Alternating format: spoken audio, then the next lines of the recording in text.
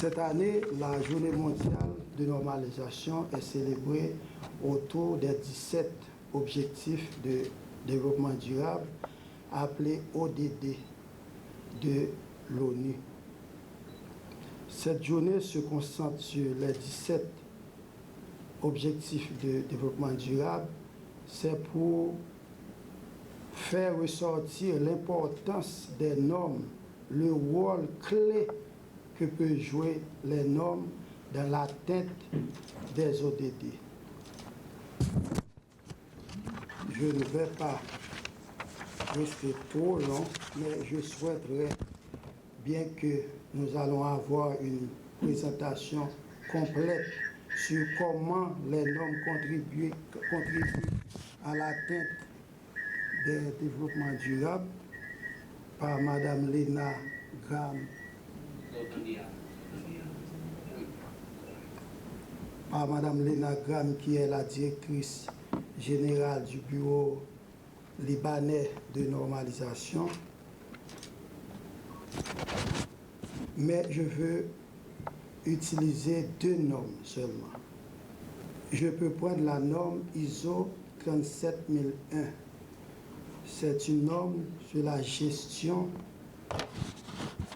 système de gestion anticorruption que le groupe de travail créé par le BHN est en phase finale d'adoption pour Haïti. Vous êtes mieux placé que moi pour connaître l'importance d'une norme anticorruption en Haïti. Si on regarde la norme, c'est une norme appliquée par les entreprises petites, moyennes, micro-entreprises, va permettre une rationalisation des ressources. Cette norme n'est pas là pour supprimer, pour abolir la corruption, mais c'est une norme qui est là pour décourager, pour contrôler, mais aussi pour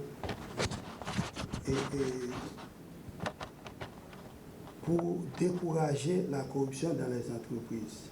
Les micronutriments, en très petite quantité ou sous forme de traces, sont d'une importance capitale dans le maintien d'une bonne santé, mais ils ne sont pas toujours disponibles. Leurs déficiences ont été mises en évidence tant dans les pays en développé que dans les pays en développement. À travers le monde, 4 d'entre eux, la vitamine A, le zinc, l'iode et le fer, représentent une menace pour certains groupes vulnérables et en constituent un problème de santé publique. Des apports alimentaires inappropriés durant les 1000 premiers jours de vie, une nutrition inadéquate à la naissance, l'introduction des aliments de compléments insuffisants ne répondant pas aux normes, l'alimentation non diversifiée, pauvre en fruits et légumes, en sont les principales causes retenues. La dénutrition, retard de croissance, est l'une des voies de transmission de la pauvreté.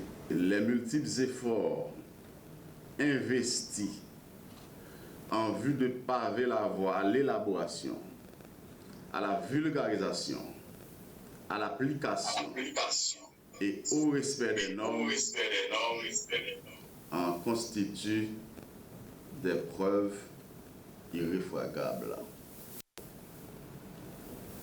Je m'en voudrais par ailleurs de ne pas profiter de cette opportunité pour souligner l'engagement de plusieurs personnes qui ont contribué à la formation de cette comité technique de normalisation dans les secteurs tels que bâtiments, génie civil, agroalimentaire, environnement, tourisme, etc.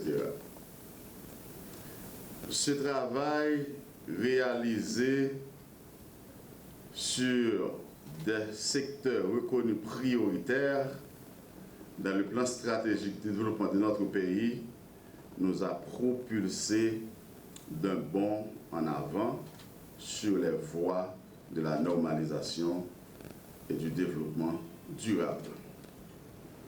Dans cette logique, je tiens à encourager le BHN qui porte la grande responsabilité de coordonner les activités nationales de normalisation et d'assurer la participation des parties prenantes intéressées à ces travaux afin d'assurer le consensus autour de ces normes. Mesdames et messieurs, cette journée mondiale de la normalisation, organisée avec le support du projet renforcé, est une excellente opportunité en vue de poursuivre les débats sur la nécessité de renforcer les structures nationales et surtout de remercier tous nos partenaires au plan national qu'international qui se sont associés aux travaux de normalisation. Et j'invite les comités techniques mis en place à continuer leur labeur pour doter notre pays des normes afin d'accélérer son élan vers la concrétisation du rêve de bien-être collectif.